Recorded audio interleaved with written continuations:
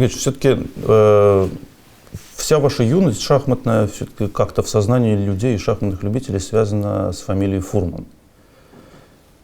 И, ну, в общем, легендарный. Да, с 17 лет. Да, легендарная личность. Я недавно с удивлением для себя узнал, что он был очень сильным шахматистом, поскольку в тени ваших успехов он стал только тренером как-то в сознании людей, а он, оказывается, играл в тех же турнирах с вами, ну, потом, и занимал там призовые места. Как вы с ним вообще познакомились? Как он появился? Вообще Либерзон говорил, что Фурман чемпион мира по игре белыми фигурами. Вот так. Вот. И действительно, черными ему тяжело было защищаться. Вот. И как-то у него и репертуар был плавающий. А вот белыми Семен Абрамович, конечно, хватал в дебюте. И за счет знаний уже просто, не выпускал. Да? И за счет знаний, ну и он шахматист был классный. Но лучшие его годы и лучшие результаты пришлись как раз на годы сотрудничества со мной. Как-то так получилось, что он играл намного лучше, когда я был рядом. Как ни странно, обычно считают, что тренер успокаивает, да. А тут я успокаиваю. Его, да? Да, причем вот в те же самые годы он поехал, куда он, в Баку поехал, полуфинал первенства страны, ну и выходить в финал он должен был легко, у него не получилось, что-то там еще не получилось. И вот играет со мной, причем первый турнир мы играли вместе в Мадриде, там вообще битва за первое место шла, прям нас трое. Да, я, Тукмаков и Фурман. Причем только в конце я вырвался и занял первое место. Тукмаков занял второе, Фурман третье. Потом мы с ним соперничали за первое место в Любляне, Портороже. Он играл блестяще.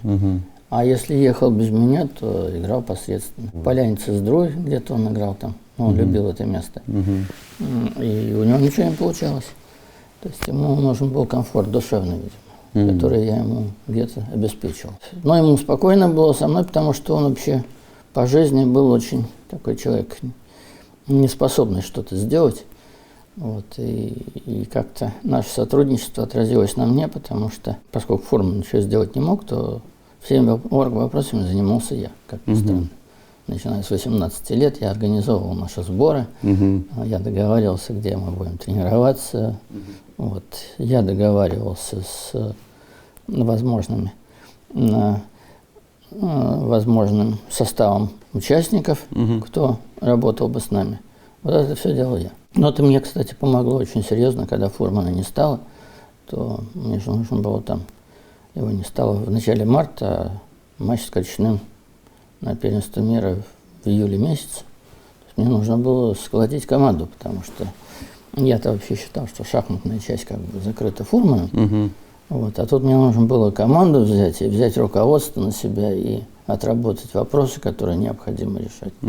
Вот, вопросы шахматного порядка. Потому что как-то у нас распределение было такое, что о шахматах думал Фурман, вот, готовил там задания тренерам, ну и вместе мы смотрели что-то. А когда его не стало, то мне пришлось всем этим заниматься самому. А это дело непростое. Но, с другой стороны, может это и хорошо, да, было? Ну, как-то сами зато все через себя пропустили. В общем, как-то у меня это получилось, хотя народ удивлялся, что как-то так возможно. Но оказалось возможно. Но он был знатоком его дебюта, да? Да, у него знания были энциклопедические. И, собственно, вот дебют так на гроссмейстерском уровне мы ставили вместе. Я там много чего внес своего, вот, но основные идеи и то, что как-то по стилю мне подходило, предложения были поначалу от Фурмана. Вот. Ну, а потом уже мы вместе чего-то придумывали.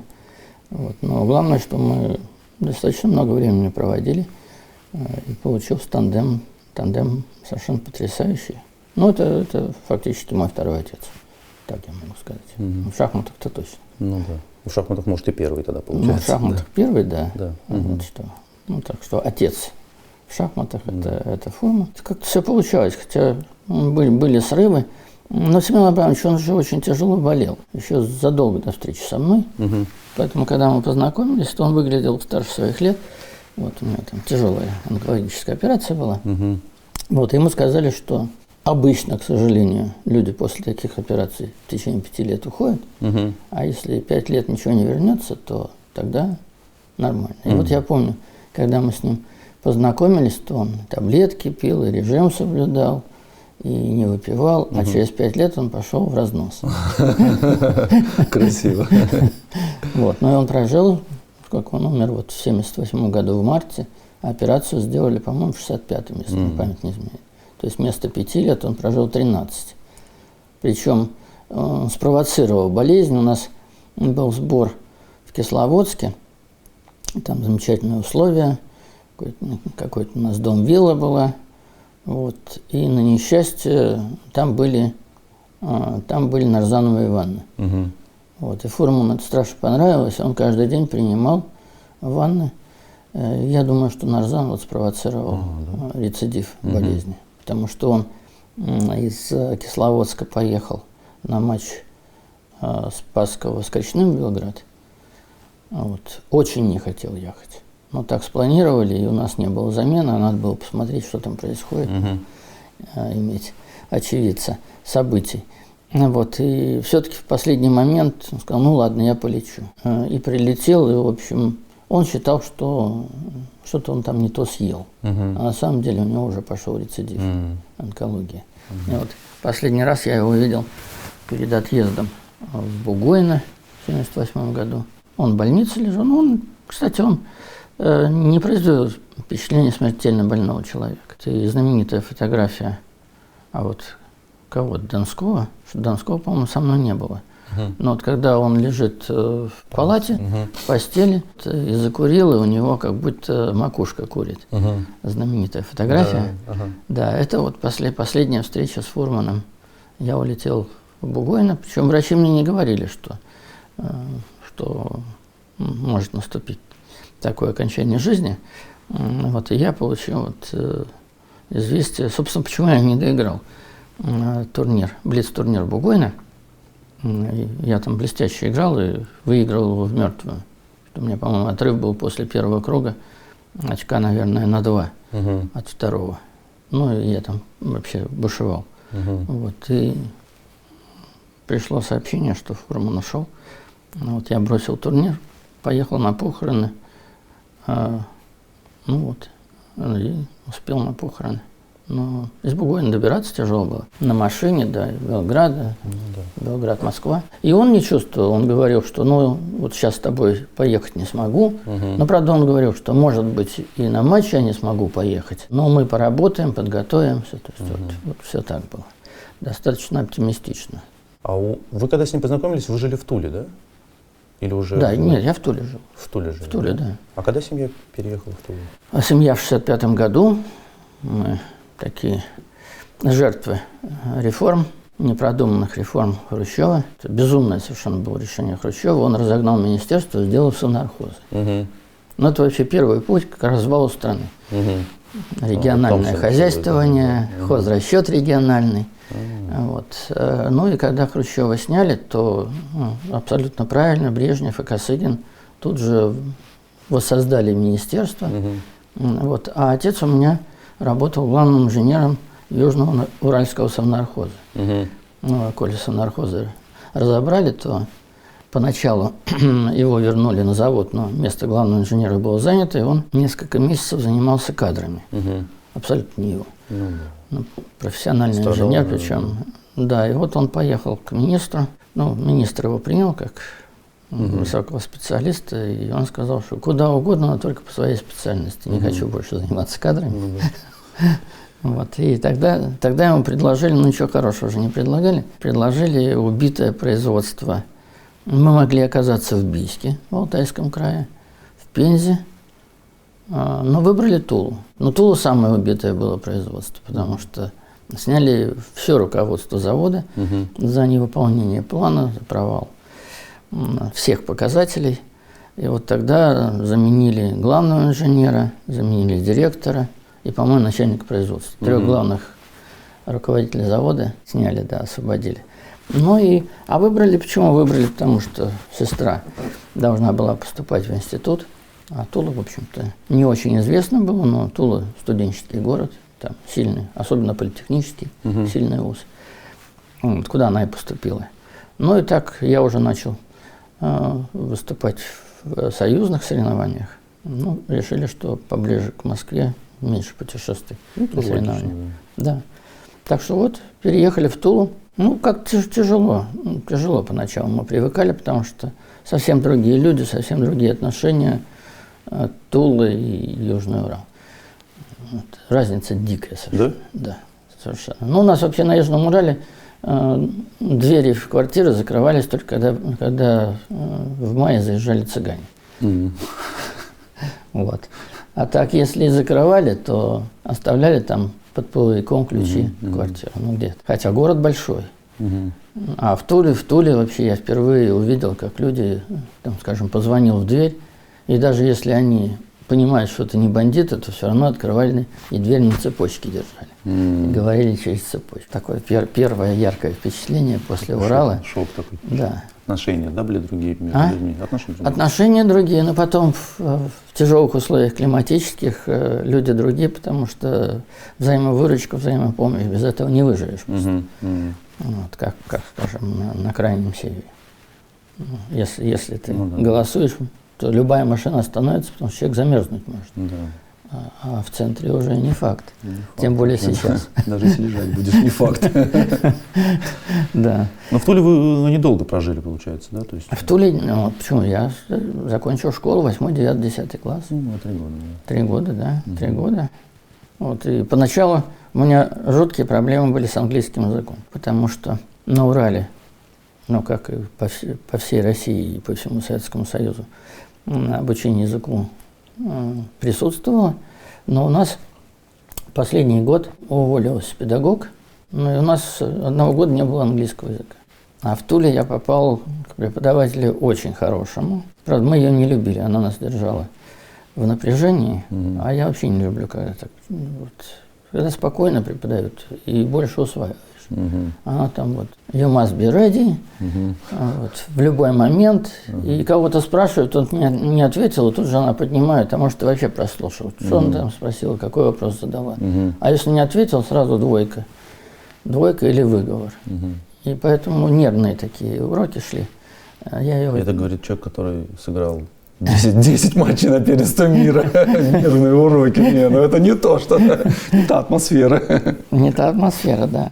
Вот, ну, мне пришлось даже нанимать преподавателя, вот, чтобы подтянуть английский язык. Но вот если говорить об английском языке, то, конечно, путешествие, но у меня совершенно фантастический преподаватель была в Московском университете не на мехмате, а на экономическом. Когда я перевелся на экономический, вот, я там проучился полгода, потом уехал в Ленинград. Но за полгода она мне дала чутье языка, и, в общем-то, она научила меня писать и слышать. Я даже, если не знаю слова, то я могу его правильно до сих пор записать по-английски, без ошибок. И, собственно, если я, скажем, пишу статьи или выступления, я не пишу на русском языке и перевожу с русского, я сразу пишу на английском. Да. Все статьи, что я там в английских журналах писал, вот я писал сходу на английском языке. Ну, это, наверное, особый дар какой-то. Но это вот чисто благодаря этому преподавателю, просто потрясающий преподаватель. Я безумно благодарен, потому что когда начал ездить, ну, правда, меня еще так забрасывали. Я помню, что мы играли в Америке, в Сан-Антонио, турнир известный. Ну, там были Петросян, Керес. Ну, Петросян на языках не говорил, а Керес говорил блестяще на английском и на немецком. И вот мы с ним полетели после турнира по приглашению Олимпийского комитета в Мехико. Полночь мы прилетали, я уже так на учете и у прессы, поскольку уже в тот момент, тем более, что в Сан-Антонио я одним из победителей турнира оказался. После Фишера все понимали, что, может быть, и я выйду на него. Вот. Ну и пресса, естественно, встречает. А я с Павлом Петровичем, у меня с ним очень добрые были отношения. Причем как-то много забывается, но, скажем, первый взнос в его фонд Кереса сделал я. Вот, сделал я, и с того времени как-то и стали собирать какие-то средства. А тогда еще была жива его жена, Августа Петровна, по-моему. Да. Вот, и мы, кстати, с ней познакомились, когда поехали на юбилей Эйвы в Амстердам.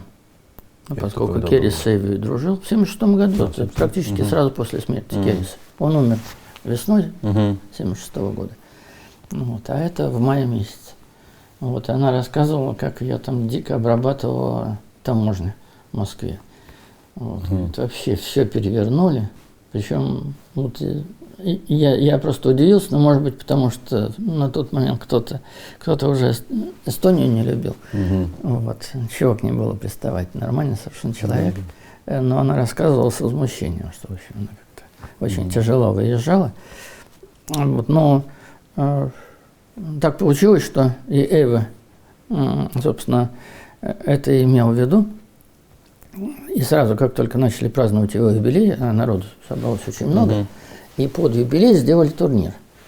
Кубок Эйвы, который я выиграл. Это 4 участника в 2 круга, да, 6 партий. Тогда Браун играл, Вандервиль, Тимон, по-моему. Такой состав был. Причем играли мы в замечательном месте. Вот, в Амстердаме, да? Да. Мы играли в музее Ван Гога. Вот, и вот то, что Филатов потом стал делать в музеях, это не его идея. Это первый раз вот мы играли в музее Ван Гога, а я тогда играл очень быстро. И мне доставляло особое удовольствие, потому что я делал ход и шел смотреть. Да? Там есть что посмотреть, да? Да, там есть что посмотреть. А быстро играли, да, в юности? Я играл очень быстро. Да я, собственно, я стал медленнее играть только после вот этих проблем нервных, которые случились в матче с Каспаровым. А так я играл очень быстро. Я никогда в цейтнот не попадал. Причем сейчас спрашивают, а что так быстро? Я говорю, ну, если мне все ясно, что долго думать? Чуть думать, да? Но это все какая-то уверенность в себе. А мне кажется, что долго в цейтноты попадают даже не те, кто плохо считают, а те, кто не уверены в себе. Кто ну, может быть, да. А может быть, все-таки не так, а может, я где-то там что-то не вижу. Ну где-то обычно у меня оставалось не меньше часа, когда партия заканчивалась. Вот у меня всегда был запас времени. А вот из-за всех этих нервных передряг с Каспаровым, вот, может, не столько шахматных, а еще и всех других попутных, как-то у меня скорость игры упала резко. Андрей Евгеньевич, а вот у вас, знаете, вот мне рассказывали какие-то шахматисты, сейчас уже, наверное, не вспомню какие, что есть 2 типа мышления. Есть туннельное мышление и нетуннельное, условно, как-то оно по-другому называется. То есть ты сразу видишь конечную позицию. Вот Гарри Кимович мне рассказал, что у него вот такое мышление. То есть он как-то сразу видит, вот что там условно там, у него там всегда жертвы какие-то, там конь вот должен оказаться на g6, и дальше он как-то подсчитывает варианты к этому уже к позиции окончательной, которую он видит в голове. А есть просто вот счет вариантов. Это как-то вообще соответствует действительности? Не знаю, может быть. Ну, возможно, что Каспаров хватало вот так. Нет, у меня как-то, у меня даже не конкретная позиция, а у меня планы всегда. Планы, что мне нужно сделать там. И жалко, что Игорь Зайцев так и не созрел. Он хотел написать книгу «Взаимодействие шахматных фигур». Вот, и он считал, что я чемпион мира в этом, намного опережавший всех других чемпионов. То есть, взаимодействие фигуры еще, мне кажется, видение всей доски. В том числе. У вас какое-то ощущение, по партиям ощущение, что вы как-то доску видите как целиком, как вот перед собой. То есть не части доски, как-то обычно шахматист сосредотачивается на какой-то части доски, где происходит столкновение. У вас как-то все фигуры, они по всей доске играют. Ну, наверное, так. Скажем так, у вас счет вообще хороший был? Блестящий. Блестящий счет был, да? Всегда. С детства. Да. Хотя вы игрок очень позиционный. Но счет у меня был абсолютный. Вообще позиционная игра, вот мы в предыдущий раз говорили об активной позиционной игре, вообще позиционная игра, это же на самом деле тот же счет и есть, просто очень короткий, да? А чем отличаются вот люди, имеющие понимание позиционное, что они ну как я считать-то мог, вообще без вопросов. Но я ограничивался, потому что я давал свою оценку. То есть вот если я видел, что перспективы есть, это одно из лучших продолжений, то я останавливался в счете.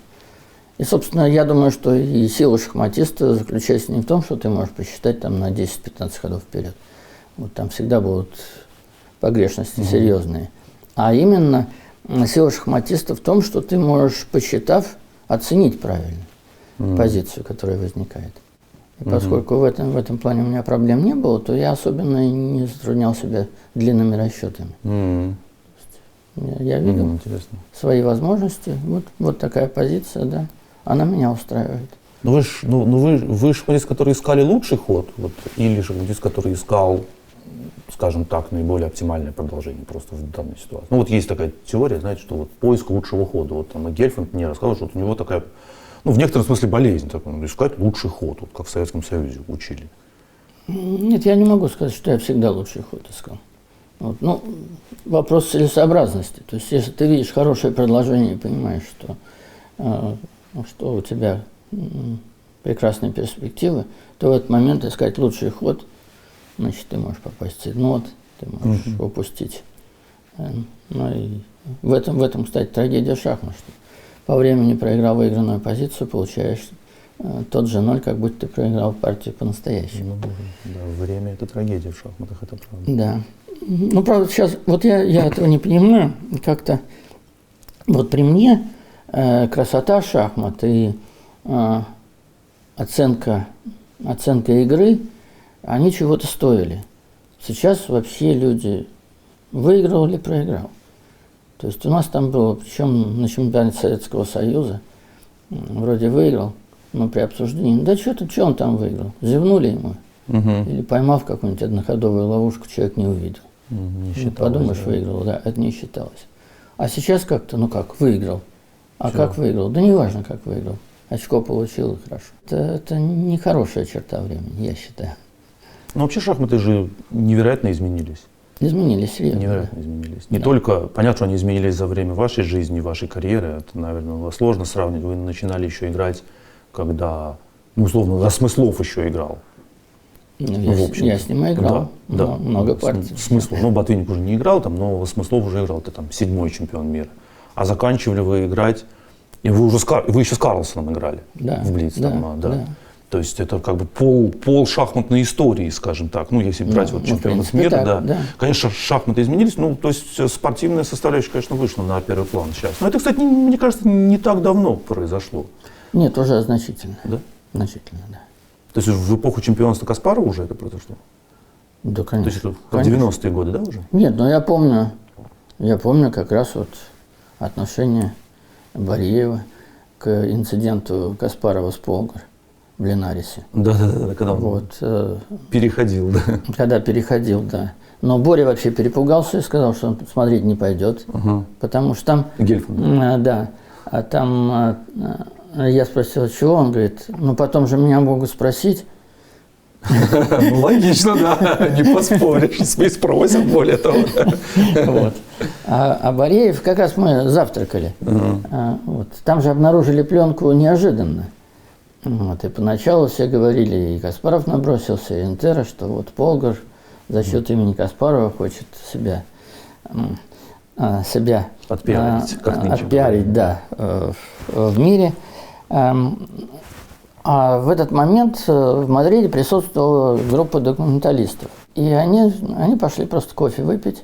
И камеры оставили на партии Каспарова с Полгаром. Ну, поскольку профессионалов не было, вот, то они не помнили. Приехали в Мадрид, и уже у нас вот этот скандал разразился, но Вентера его быстро придушил. Вот. Ну и как-то мне на следующее утро сказала Клара, мама. Как ни странно, имена одинаковые. У мамы Каспарова и у Юдит, у семейства Полгар. Вот, она сказала, что я, говорит, сама не видела, но я сидела в зале, и кто-то из зрителей сказал, что Каспаров взял ход назад. А во время партии Полгар ничего не сказала, да? То есть партия просто закончилась? Полгар не сказала ничего. Но почему не сказала? Мы ехали вместе в машине в Мадрид. Потом? Да.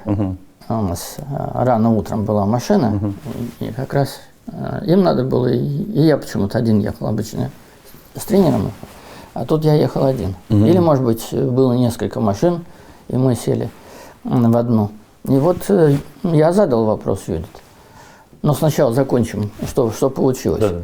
Значит, ну и они приехали в Мадрид, когда стали проявлять, то они увидели, что весь инцидент у них на пленке.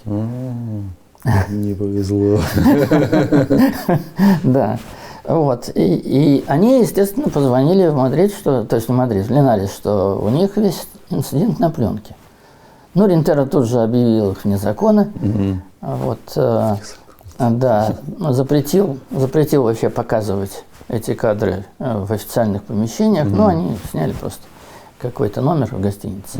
И там показывали. И вот я помню, что утром мы завтракаем, и Гельфанд, почему я знаю его первую реакцию, и Бореев. Вот. И я им говорю, значит, Гельфанд сказал, что нет, я не пойду, вот, поскольку вот, могут потом спросить. Вот.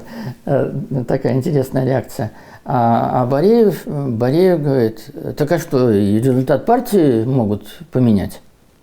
Я говорю, нет, но Юдит же вовремя не протестовала, поэтому на результат партии это уже никакого влияния оказывать не будет.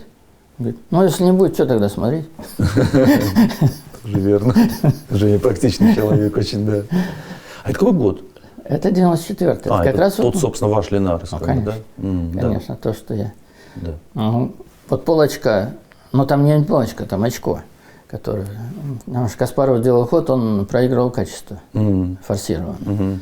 Вот, но у Юдит было мало времени. И она мне объяснила, что там, значит, вот был этот самый Фалкон. Кто был? Фалкон, судья из Барселоны. Карманный судья Каспарова. Вот. Причем я никогда этим не занимался, Каспаров занимался всегда. Он диктовал имена судей, которые должны быть на турнирах, где он играет. Вот. Хотя в шахматах судья, ну как? общем, ну как? А этот случай? Ну, если полгода очко подарил? Нет. Вот. Почему я вспомнил, что Фалкон? Потому что она мне говорит, она увидела, причем все воспроизведено было. Там журнал «Очи por очи» испанский. Они вообще воспроизвели это в долях секунды. И видно, что и Каспаров видел, что он ход назад взял. И его реакция после того, как Юдит не протестовала. Вот. Дальше анализ, правда, он не был записан, но она мне говорила, что в анализе, что происходило. Вот. Но вопрос в том, что она посмотрела на Фалкона, вот, который показал, что все нормально. Так можно. Она начала записывать, потому что он руку отпустил, а у нее был цейтнот. У нее было меньше 3 минут.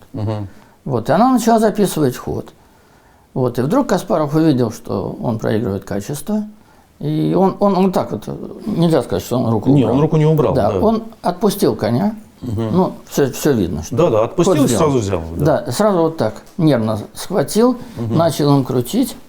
Вот, и взгляд Юдит такой, ничего не понимающий, что происходит, чего он коня крутит, он же его поставил на место. Вот, и вдруг он, значит, думал, и решил все-таки ход назад взять.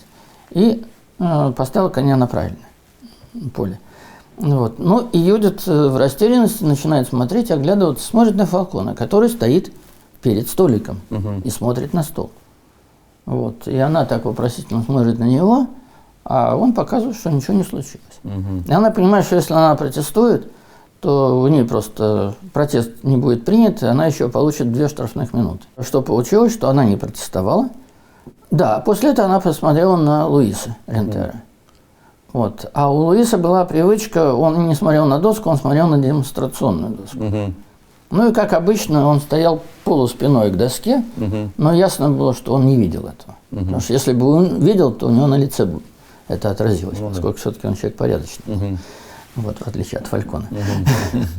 Вот. И Юдит решила, что она просто потеряет минуты, и она не протестовала. Ну, в истории осталось. Но, не вычеркнешь. Да, но в истории осталось, да, в общем. Не часто чемпионы мира ход назад берут. Да. Ну, Карлсон тоже любит этим промышлять. Да? Да, 2 раза. Он с Костенюк играл. Так. Вот на как раз блицах, который Александр Григорьевич Бах организовал в Москве после мемориала Таля. И там он просто, как-то вот так, типа, она, с Костенюк это такие штуки не проходят. И он так сдал, и он сдался после этого с Костенюк в таком еще возмущении. Меня вот поразило это. Я это видел вживую. А вот так, да? Я не понимаю, чем ты возмущаешься? Ты ход назад пытаешься в шахматах взять. Это как бы, то есть, Ну да. Что это такое? Да? Нет, когда на виду у всех, один-то скрытый случай был. И вот, к сожалению, недавно ушел свидетель этого происшествия, Женя Свешников, замечательный совершенно гроссмейстер, в общем, исследователь и серьезный теоретик. Вот, он видел это. Партия Романишина-Сталин. Чемпионат Советского Союза, по-моему, в Минске. Так взял ход назад. Вот так. Да. Причем Романишин это видел. У меня с ним очень добрые отношения до сих пор, несмотря на то, что с Украиной у нас не все в порядке. Да. Но Олега я знаю с малых лет, как и он меня, мы ровесники почти. Так вот, Олег видел, что так взял ход назад. Но ему стало неудобно. Говорит, ну, против Тали я буду требовать, чтобы он поставил фигуру на место, на котором отпустил руку. Я, говорит, не стал. Судья должен вмешиваться, конечно. Судей не было. Судей не было. Вот. Ну и Олег даже никому не сказал. Но что нехорошо, что Таль тоже это видел, но не извинился. Не извинился? Не извинился, нет. Долго доигрывали, Олег все-таки партию выиграл. Вот. Но Таль не извинился. Ну и Олег мне об этом сказал, что, в общем-то, ну, когда пришел в себя, то вообще-то такую партию надо сдавать. Не откладывать и не биться до конца, а просто сдавать, да? Потому что, ну, в цейтноте там все бывает. Нервы, я что-то видел, как там была партия кого? Светина с Люблинским, что ли? Я не знаю эту Ну, историю. история совершенно гениальная. Договорились на ничью. Договорились на ничью. Для наших зрителей поясним, заранее договорились. Заранее, да. Да. Заранее. Вот. Ну, что-то и никому не надо было ничего. Они друг друга давно знали. Ну, вот. То ли силу решили сэкономить перед последним туром. По-моему, в предпоследнем туре. Вот, договорились на ничью. Ну и часто бывает. Я вот, если я договорился на ничью, то я всегда контролировал все равно. Я играл крепко, чтобы не Мало было ли что, фокуса. да? Да. Вот. А тут Сотин так играл шаляй-валяй, и получилась плохая позиция. Он предлагает ничью, Люблинский отказывается. Вот. Ну и в конечном итоге партию выигрывает. Сотин останавливает часы, на него набрасывается, говорит, ты чего? Мы же с тобой на ничью договорились. И вдруг тот говорит, извини, Леша, нервы. Леша, нервы. Это хорошая история. Это гениальный ответ. Просто, и, видимо, правдивый, я думаю, более того. Нет, но скорее всего, да. На эту тему другая история, еще более классическая. Это Смыслов и Ботвинник. Причем это я все от очевидцев узнавал. 1952 год. Формируется команда Советского Союза на первую Олимпиаду, где мы принимаем участие. Вот. И за бортом оказывается Котов Александр Александрович. Вот. Ну, он заслуженный человек, у него орден Ленина, он там, по-моему, что-то какое-то приложение сделал к системе «Катюша». Вот. И во время войны, ну, орден Ленина, это великий орден. Да. Вот. Он там член партии.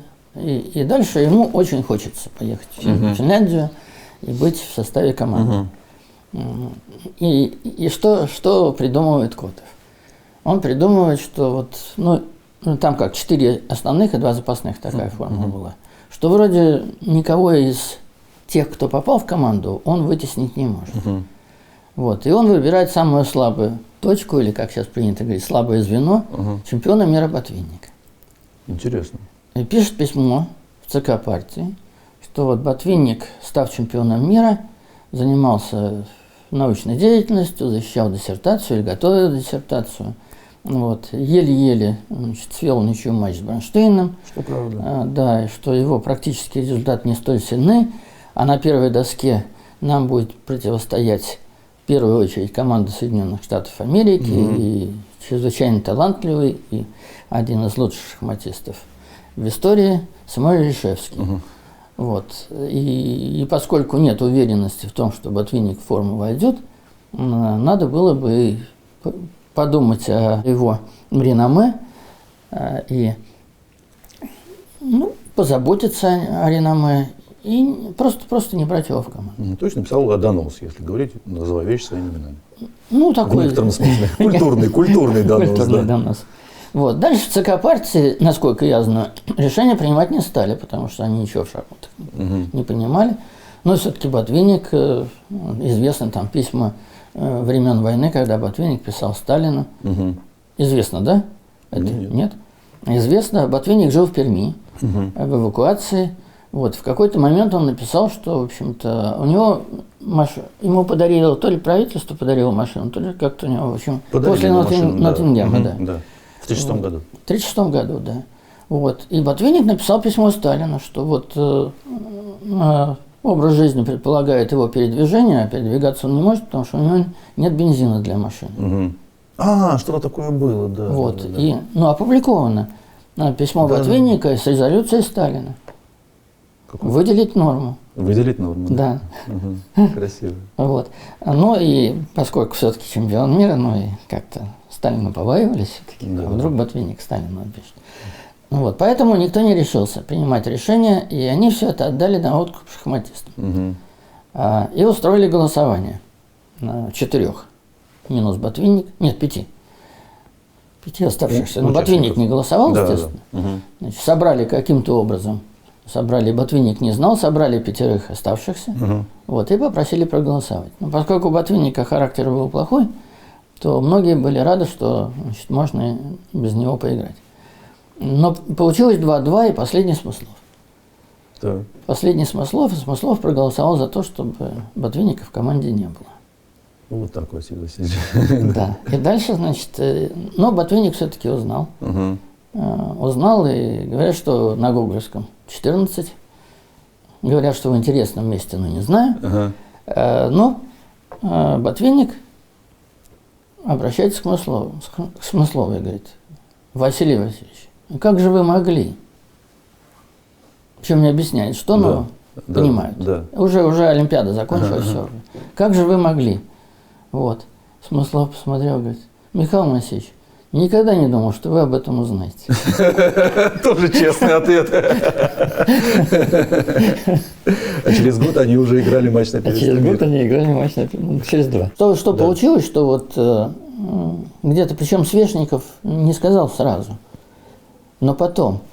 И Олег мне об этом говорил, Свешников мне говорил, что он стоял в стороне где-то достаточно далеко и как раз смотрел на эту партию. Армани Шанталь. Армани Шанталь, да. И все видел, как Таль сделал ход, причем он реально отпустил руку. Вот. Потом немножко подумал, а Олег сидит напротив. Немножко подумал, не так, как у Каспарова, нервно схватил фигуру назад. А он немножко подумал, взял ход назад и сделал другой ход. Женя все это видел, Свешников.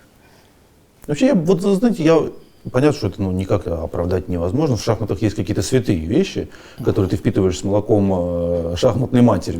Брать ход назад-то нельзя. То есть, причем, мне кажется, чем выше уровень, тем меньше, как сказать, ни на каком любительском уровне тебе никогда не дадут взять ход назад. Это невозможно себе представить. Просто уже как-то ход назад-то где-то. Вот. Мне, кстати, Каспаров рассказывал, что он попытался исполнить то же самое еще в детстве. Он играл, сейчас не помню где, он играл, по-моему, какое-то то ли юношеское первенство, то ли что-то, и он, там у него конь на Е3 стоял, или там на F3, он конь G5 хотел пойти, потом увидел, что там как это проигрывает сразу, но он тогда не опустил. Не опустил и поставил его на D4. А я его спросил, говорю, а это как с Полгар, что ли, было? Он говорит, нет, с Полгар дали, опустить, говорит, там бы не дали. То есть там, понятно, что там соревнования такие, как бы юноши играют, то есть там бы не дали. Так получилось там, что, по-моему, с Павленко вот какой-то там был Кубок Гор, что-то такое там, я уж не помню, какие-то там юношеские дела. А вообще часто приходилось сталкиваться с такими вещами вам за карьеру? Нет. Нет, с какими-то подобными вещами, скажем так. Нет. Нет, да? Нет, вот 2 случая, то, что я, один я не был очевидцем в Минске. А другой я просто был очевидцем.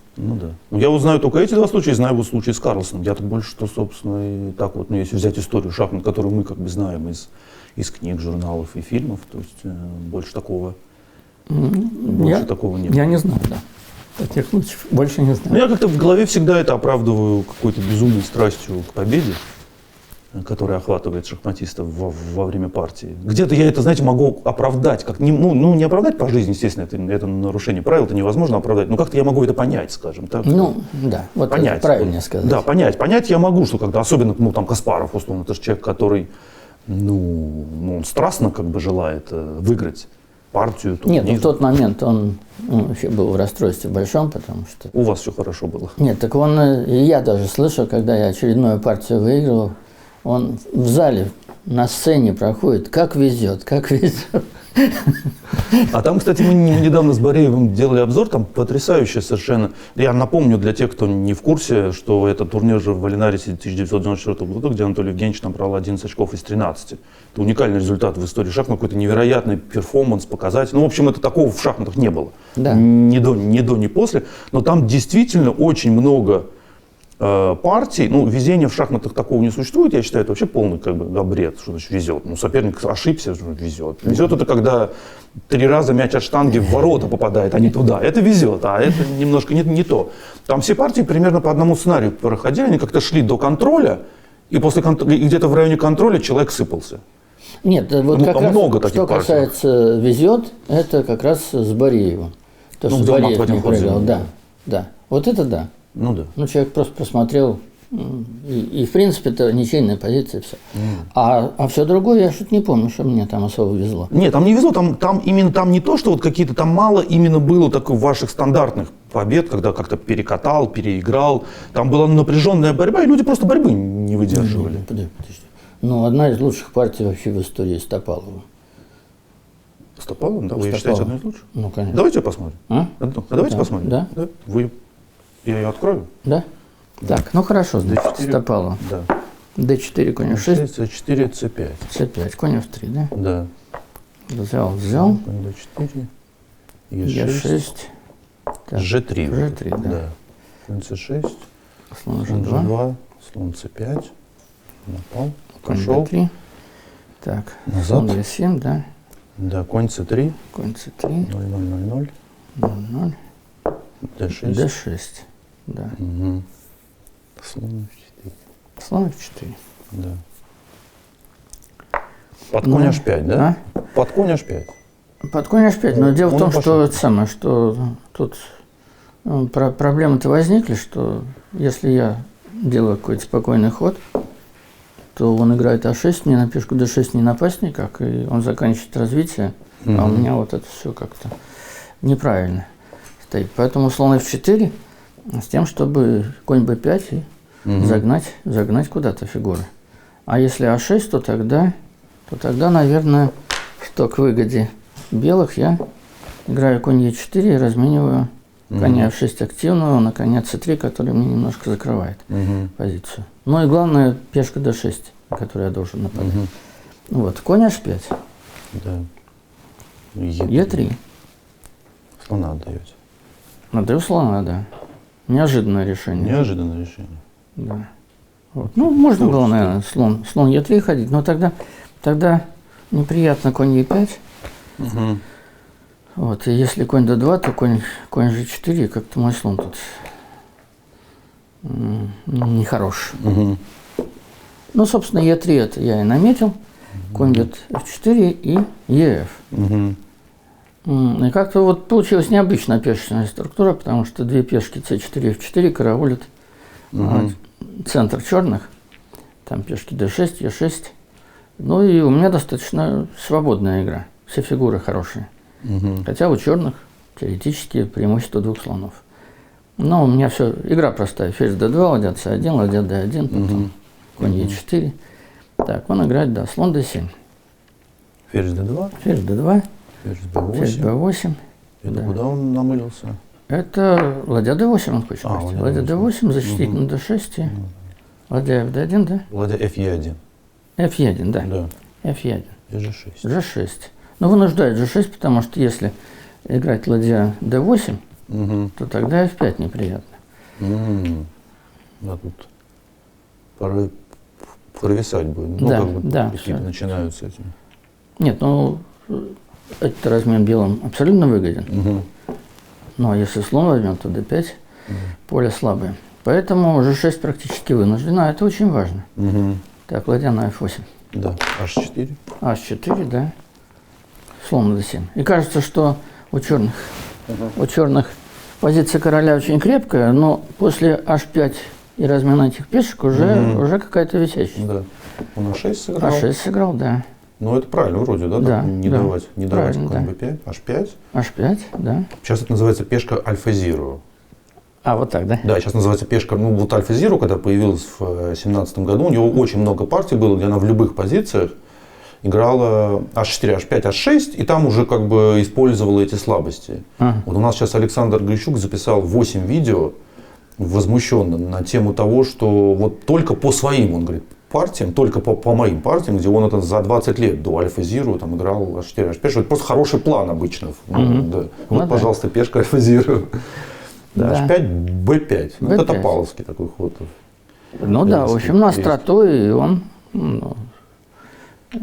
контр-игру ищет. Ну и кроме того, конечно, ЦБА бы тогда и d5 появляется уже, возможность за белых, за черных. Ну и как-то эти кони неуютные будут, b4 всегда. Ну, АЖ, да? Да, h, И конь c5. и конь c5, да. Да, это абсолютно неожиданно было для Топалова. И, в общем, такая неприятный навес. Нельзя играть слон e8, потому что конь бьет а6, Угу. и ладья бьет а6, цб. цб, да. Да, и лишняя пешка достаточно неприятная. Да. Вот, поэтому бить обязан. Конь c5. Но, собственно, он и считал, что все у него в порядке. Он бьет, Угу. я бью ферзем слона, ладья c8. Ладья c8. Коня надо Ну, защищать. теперь, если слон бьет c6, то тогда ладья а7. Угу. Он отыгрывает назад, Да. и у него, в общем, все хорошо. Слон отличный. Ну и король хороший. Но он не ожидал следующего. Опять жертва. Это да. Ладья бьет e6. 6 красиво. Да. Ну, если бить, то тогда все тут разваливается, да? Если бить, то ферзь бьет, и слон Да, бьет и слон бьет c6. c6 сюда. Да. Все летит. Мгм. Поэтому ход единственный. Ладья a7. Ладья а7. Мгм. И еще одна жертва. Ладья бьет g6. Обалдеть. 3 подряд. Да. А потом еще одну ладью Да. я пожертвую. Значит, ну, бил, Это, может, единственная партия, где белые жертвуют две ладьи. Угу. Так, ну уже бить надо? Да. Потому что если не бить, то там мат. Мат выходит. Если король h7, тогда ферзь. Но если король f8, то ферзь h3. Да. Взял ферзь h8, и слон d5 мат. Угу. Такой тоже красивый диагональный мат. Угу. Вот. А если король h7, то тогда шах. Король бьет g6 ладью. Ну, поставим, чтобы Да. видели. И король бьет ладью. Слон e4 шах. Куда бежать, тоже не Но король уходить не может, потому что мат. Ферзь h7. Ферзь h7 и h6 или h8. Да. Надо играть f5. Ферзь бьет. Король сюда. И теперь Как, как тут? угодно. Может, конь d5. Ну, шах, Ну да, на всякий случай. да, уходит сюда. И теперь какой ход? Наверное, можно шахи еще дать. Шах-шах. Например, Единственное шах, только- шах, слон d5. Слон d5, король g6. Ну, здесь наверное, это выигрывает. Угу. f5. Вот, поэтому бить нужно ладью. Ладья g6. Ферзь e6 шах. Король g7 и слон бьет c6. Так, материал, значит, что у нас случилось? Качества нет, да? Нет качества, да.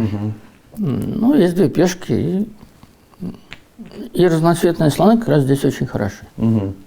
Это дает особые перспективы. Так, теперь Ладья что? d8. Ладья d8 он сыграл, да. cb. cb. Слон f6. Теперь бить нельзя, конь бьет b5, и слон на e7 висит. Слон f6. Так, Слон f6. Конь e4. конь e4, да. Ну, нельзя дать черным скоординировать фигуры. Потому что ладья e7 хотел пойти Топалов, тогда какая-то встречная игра могла получиться. Конь e4, абсолютно правильный ход. Да, конь 4. Слон d4. Слон d4, да. Слон висит, убрали. Слон d4, ba. Б, да. Ферзь b6 он сыграл здесь. Ну, завязал немножечко, Мгм. да. Ферзь b6. Так, Ладья ладья d1. d1. Ладья d1. Ферзь a6. Ферзь d6. И Ладья бьет d4. ладья бьет d4. Да. Вот. Только он тут глаза уже на лоб полезли. Да, две таких жертвы. Да. И ладья бьет Ладья d4. d4. Ферзь e5 шаг, да? Нет, Или ферзь f6, Ферзь король f6. g8, ферзь g6. начал собирать материал, король да. f8, ферзь e8, Да. король g7, ферзь e5, король g8, конь f6. Тут так все гармонично заходит. Король f7, Да. слон e8, класс. Король f8, ферзь c5, шах, Да. ферзь d6, Да. ферзь Ферзь бьет a7. Ферзь бьет f6. Да, И слон h5. красивая партия такая. Сейчас. Да, слон h5. h5. Ой, сори. Угу. Да, слон Ну, h5. чтобы надо один шаг не было. Ладья d2. Ну, что там, b3 я пошел? или Спокойно. Спокойно, да. да. Спокойно. b4? Да. Это карповский ход. Ладья b2, это уж какой-то там. Ну, а что делать? Ну, Главное, что ферзь привязан. Мгм. f7 мат. Да. Ладья b2. Король g2 сдался. Король g2 и сдался. Да. Да. А, Сколько что-то- жертв. Да, красивая партия. Не характерная для вас такая. Абсолютно, да. Да. Ну, Не характерная. Я очень доволен был. Ну, это вот знаменитый турнир. В Валинарисе 94. Да. Ну, потом, если вспомнить, Белявскую я хорошо обыграл. Белявскую, Причем это да, моя новинка в Каталонии была Мгм. за белых. Вот, и что там? Ну, нет, там партий-то немало было. Ну, там вы столько выиграли, что там на любой вкус. Там и позиционные, и такие, и сякие. Да, да. Ну, собственно, и с Каспаровым у меня стоял выиграно. Я что-то ему пешку подзевнул. Причем в его цейтноте. Мгм. Просто не увидел элементарно. А так у меня выигранная была. Ну, сначала он мне зевнул, конечно, белым. Мгм. Слон бьет А3 там. Да. Посмотрел. Мгм. Я поверить глазам не мог, что человек зевает. Что происходит? Да?